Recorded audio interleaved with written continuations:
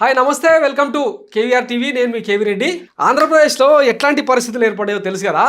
ఒకవైపు ఏమో బన్ మస్కా జర్నలిజం నడుస్తుంది, ఇంకొక వైపు ఏమో కల్తీ లడ్డు జర్నలిజం నడుస్తూ ఉంది. కల్తీ జర్నలిజం అనాలి దీన్ని. రెండు కొన్ని సిమిలారిటీస్ ఉన్న వ్యవహారాలు అనమాట. కల్తీ లడ్డు ఏమో ప్రసాదం, స్వామివారి ప్రతిరూపం. అది ఆయన ఏమంటారు, మనకు ఇచ్చే ఆశీస్సులో లెక్కన మనం దాన్ని ఒక ఎమోషనల్ అటాచ్మెంట్గా తీసుకుంటాం. కొంత ఒక 2 ముక్కలు ఇట్లా అద్దుకొని తింటే ఇక ఆ దేవుడి కరుణనే మన మీద ఉంటుందని ఫీల్ అవుతుంటాం కదా. అది ఆహార పదార్థమే. రెండోది, ఈ వలి తయారు చేసే కోవాబన్ ఏదైతే ఉందో దాని మీద మేడారం సాక్షిగా మన బన్ మస్కా జర్నలిస్ట్ గారు కొంతమంది ఎట్లాంటి యాగి చేసారో చూసినారు కదా. ఇప్పుడు ఈ రెండింటికి కొన్ని సిమిలారిటీస్ ఉన్నాయన్నమాట. రెండు ఈరోజు నేషనల్ టాపిక్స్. ముందు ఈ కోవాబన్ గురించి మాట్లాడుకుందాం. ఈ బన్ మస్కా జర్నలిజం చేసే కొడుకులంతా ఏం చేశారంటే, రీసెంట్గా ముస్లింలను టార్గెట్ చేసి ముస్లిం వ్యాపారాలను దెబ్బతీసే కోణంలో ఇంకా విపరీతంగా కొన్ని ఛానల్స్ను సెలెక్టివ్గా చేసుకొని వీటిని రైట్ వింగ్స్ అంటారు అన్నమాట. వాళ్ళని ఉసిగొల్పి ఇష్టారీతిన వాళ్ళని హింసించే ప్రయోగం చేశారు. అందులో భాగంగా ఈ కోవాబన్ కాస్ట్ ఎంత, జస్ట్ 10 రూపీస్. ఆ నంద్యాల నుంచి ఆ కోవాని తీసుకొచ్చి అమ్ముతారు. ఇంకా దానివల్ల ఏంటంట, ఈ వీర్యం, స్ఖలనం ఇవి తగ్గుతాయంట, ఆ టెంపర్మెంట్ ఇవన్నీ తగ్గుతాయి. ఈ ముస్లిం జిహాదీ, ఫుడ్ జిహాదీకి పాల్పడతా ఉన్నారని చెప్పి ఇక రకరకాల కథనాలు వండి వారుస్తూ ఉన్నారు కదా.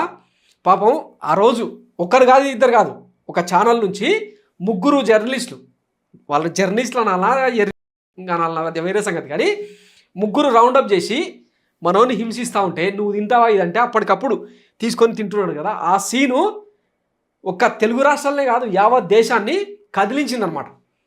ఈ నేపథ్యంలో అంటే ఆ బన్ మస్కా జర్నలిజానికి వ్యతిరేకంగా, ఫుడ్ జిహాదీకి వ్యతిరేకంగా మొత్తం లోకవేగమై ఇక్కడ రైట్ వింగు, లెఫ్ట్ వింగు ఇవన్నీ పక్కన పెట్టి మనిషి అన్న ప్రతి ఒక్కడు, గుండెల్లో తడి ఉన్న ప్రతి ఒక్కడు వలికి అండగా నిలిచిండు.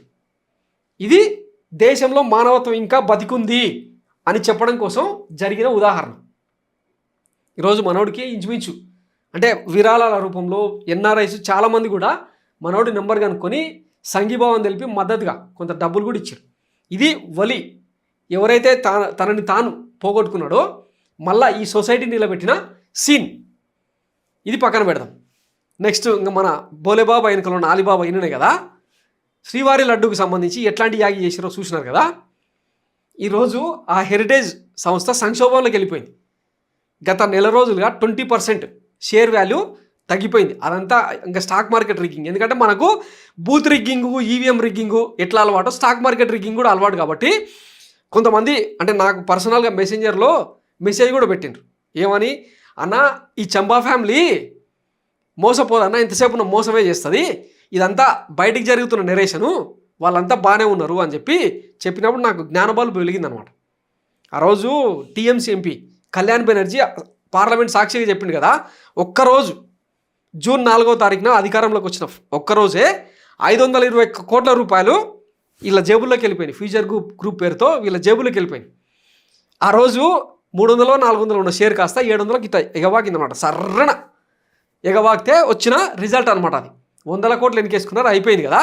దాని రియల్ వాల్యూ ఏందో తెలుసుకొని ఇప్పుడు అందరూ డ్రాప్ అవుతా, ఇప్పుడు ఎంత 350 340 మధ్య తచ్చాడుతూ ఉంది. లాస్ అయింది ఎవరు? హెరిటేజ్ నమ్మి దానిలో ఇన్వెస్ట్మెంట్ చేసిన ఇన్వెస్టర్స్. ఇది ఇంకొక కోణం. ఇది పక్కన పెడితే ఈ కోవాబన్తో శ్రీవారి లడ్డును అంటే కలపాల్సిన అవసరం లేదు యాక్చువల్గా, కానీ ఇది కూడా ఆహార పదార్థమే కదా. దీనిలో ఇంకా మన పచ్చకూటమి మన సార్ కోసం పోతురాజు విన్యాసాలు వేసి నడి రోడ్డు మీద డ్యాన్సులు చేసే మీడియా ఏం చెప్పింది, బీటా కెరోటిన్ కలిసింది, మోనోగ్లిజరిన్ కలిసింది, తర్వాత టాయిలెట్ క్లీనర్లు కలిసినాయి, కెమికల్స్ కలిసినాయి అని చెప్పి ఇంకా రకరకాలుగా వీళ్ళే ఫుడ్ ఇన్స్పెక్టర్లు అయినరు, వీళ్ళే ఇన్వెస్టిగేషన్ ఏజెన్సీలు అయినరు, తర్వాత సైంటిస్టులు అయినరు, డాక్టర్లు అయినరు, ఇంకా రకరకాలుగా విన్నారు కదా.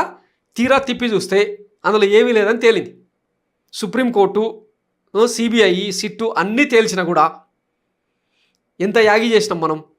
అటు తిరిగి ఇప్పుడు హెరిటేజ్ షేర్ దాకా రావడంతో ఇది సున్నితమైన అంశం, దీన్ని ఇక్కడతో వదిలేస్తున్నాం అని చెప్పి ఇప్పుడు కవరింగ్ చేసుకుంటా ఉన్నారన్నమాట. ఈ నేపథ్యంలో సోషల్ మీడియాలో రెండింటిని కంపేర్ చేస్తూ వచ్చిన ఒక అద్భుతమైన స్టోరీ ఏంటంటే, ఇవి 2 ఆహార పదార్థాలే, ఒకటి రోడ్డు పైన దొరికే కోవా బన్ను, 2 తిరుమలకొండ పైనే దొరికే లడ్డు ప్రసాదం. ఈ మధ్యకాలంలో ఈ రెండింటి పైన జరిగిన చర్చ, దేశవ్యాప్తంగా జరిగిన చర్చ తెలిసిందే కదా. రెండింటిపైన కల్తీ అభియోగాలే, రెండింటిపైన మతం కోణమే, మత రాజకీయాలను రుద్ది లబ్ధి పొందామని ట్రై చేశారు. ఇక్కడనేమో వలి బాధితుడైతే, ఇక్కడనేమో తిరుమల శ్రీవారు బాధితుడైపోయారు అనమాట. రెండు మతం కోణంలోనే, మత రాజకీయాల కోణంలోనే నడిచిన సబ్జెక్టు. కానీ 10 రూపాయల కోవా బన్నుకు సమాజం నుంచి అనూహ్యమైన మద్దతు లభిస్తే, మానవత్వం పనిగట్టుకొని ప్రచారం చేసిన ప్రతి హిందూ స్పందించాలని అరిచిగ్గి పెట్టిన అన్నాడు కదా ఆ రోజు. తిరుమలకొండ అపవిత్రమైపోతుంది, ఆ శ్రీవారి లడ్డూని కల్తీ చేసి అపచారం చేస్తున్నారు, మీరంతా హిందువులం అనుకున్న వాళ్ళు అంతా వలయంగా వచ్చి కాపాడాల్సిన బాధ్యత ఉందని చెప్పి అన్నాడు కదా. ఒక్క హిందూ అన్న రోడ్డు మీదకి వచ్చి సనాతనం అని, ఇంకా ఆయనలాగా డ్యాన్సులు వేసేటోళ్ళు కాదులే కానీ, కింది నుంచి పైకి గుడిమెట్లు పైకి కడిగేటోడు కాదు, కానీ సనాతన ధర్మాన్ని, హిందూ ధర్మాన్ని పాటించే ఏ ఒక్కడైనా వచ్చి మద్దతుగా నిలబడ్డా? లేదు కదా. మరి ఇక్కడేం జరిగింది అనే కంపారిజన్ కోసం ఈ స్టోరీ అనమాట. న్యాయం ఉంటే 10 రూపాయల బన్కైనా ప్రజల మద్దతు లభిస్తుంది, అందులో న్యాయం లేకుంటే తిరుపతి లడ్డు అయినా ప్రజల మద్దతు లభించదు అనేదానికి ఇది ఒక కేస్ స్టడీ అనమాట. మతం అనేదాన్ని బూచిగా చూపించి వలి అనే ఒక సామాన్యుడి పైన జరిగిన అవమానపు దాడికి చెల్లించింది పరమతస్తుడైన ప్రతిమతం కూడిన సమాజం నుంచి మద్దతు లభించింది. లడ్డు విషయంలో కూడా ఒక పరమతస్తుడని జగన్మోహన్ రెడ్డిని సాక్షాత్తు వాడేవాడు నేషన్ వాంట్స్ టు నో అని చెప్పి కుక్కలాగా అరుస్తూ ఉంటాడు కదా ఆర్నబ్ కోసం అనేటోడు.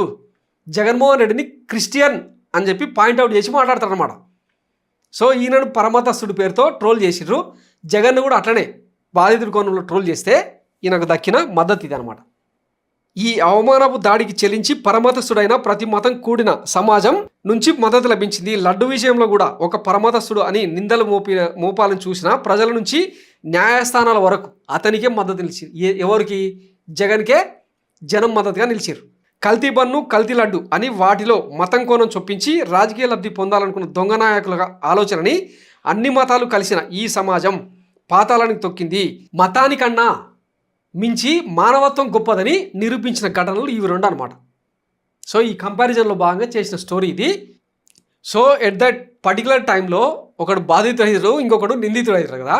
కానీ తర్వాత కాలం నిజం అనేది ఇంకొకటి ఉంటుంది. కల్పిత అబద్ధాలకు ఇచ్చే నేరేషన్కి మధ్యలో అసలు నిజం అనేది ఒకటి చెప్పినా కదా, ఇట్లా భూమి బద్దలు కొట్టుకొని బయటకు వచ్చేస్తుంది అనమాట. అట్లా రావడం వల్లనే ఈరోజు వలి అయినా వైఎస్ జగన్ అయినా జనం ఆదరణ తెచ్చుకోగలిగిన అనమాట. మతం కోణంలో జరిగిన ఈ మత రాజకీయాలను బండకేసి కొట్టి కాండ్రించి ఉమ్మి బుద్ధి చెప్పారు అనమాట. సో మొత్తం ఈ ఇన్సిడెంట్ కోవా బన్ కావచ్చు, శ్రీవారి లడ్డు కావచ్చు నిరూపించింది ఏందా అంటే మతానికి మించింది మానవత్వం అని నిరూపించిన ఈ ఘటనకు సాక్షులైన ప్రతి ఒక్కరికి హ్యాట్స్ ఆఫ్ తెలియజేస్తూ థ్యాంక్ యూ.